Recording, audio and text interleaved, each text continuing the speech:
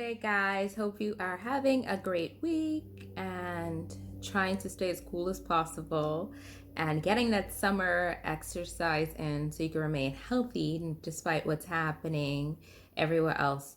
Because if you keep the body healthy, it helps keep the mind healthy as well. So, we start off this week with a post. The leading cause of divorce is marrying a confused and broken person. I'll repeat it for those in the back. The leading cause of divorce is marrying a confused and broken person. So, was your ex confused and not ready or broken from their childhood and or trying to live with unhealed trauma from their childhood? I tell people all the time, you cannot build with someone who doesn't have a foundation themselves. And what do I mean by that? Before you got married, you were supposed to work on yourself.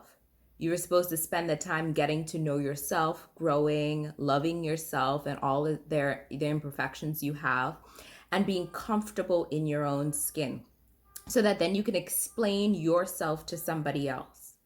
So that you would have spent time dealing with the hurt that you grew up with, the absent parent, maybe the financial struggles of childhood, even maybe some of the abuse you suffered. What you don't want to do is to bring that into a new relationship through a marriage. Because what's going to happen is that your most intimate relationships, you play out all the things and all the traumas that you've experienced throughout your life. So when I create a post that said the leading cause of divorce is marrying a confused and broken person, I'm talking about the fact that we see too often that people get married before they know themselves and before they've spent time healing from the things that they would have experienced growing up. They were too busy worrying about the next step. And I recently had a conversation with a client about this because we're talking about the fact that you're supposed to do things this way. Who said so? And a lot of you will use maybe a spiritual or belief guideline, but half of you have not even spent the time to understand if that spiritual or belief guideline fits for you. You've been so indoctrinated into this is what or how things should be. The only thing of things should be is that you should be working on yourself so that you're the most healed and healthy person that in any relationship that you encounter in life, you're doing it out of love and healthiness. And if you're doing it that way, you are of one spirit and of your best self. So do not just go and get into marriage because, you finished college. That's the next step. According to who? Most people who don't spend that time throughout those years getting to know themselves struggle in marriage because you're confronted with all those things that you never dealt with.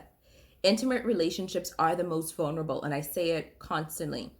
So I'm seeing too many marriages because somebody in it decided that, timing, we've been together for so long, so let's get married, or this is the next step in life and this is what I think I should do. But they have never even worked on themselves, and then they connect to another person or are forced into marriage. I can't believe that people are still being told that that's what they have to do depending on the circumstances, like an unplanned pregnancy. Yes, we're in 2019 and that is still happening, real life. So I'm saying all this to say, step back, take some time to figure out yourself. And if you are in a marriage and you feel broken, go and get some help so that you can work on yourself and ask your partner to be supportive in that process so that you can be better and get to be a better spouse so the marriage does have a chance for longevity. The problem is that we spend so much time focusing or distracting ourselves in relationships that when we're hit with our own demons, we don't even know how to swim. Therapy's there for a reason. So you can confront with and process those things so you can get to a healthy, happier place. There are no more excuses now with not having the knowledge. The knowledge is there, the help is there. And we need to get the divorce rate down because we have people who are getting into marriages who are healthy, conscious, and happy. Don't get into a broken relationship. And I mean, don't get into a broken one because you're already broken and then you're trying to heal in the relationship. So think about that. Have a good day.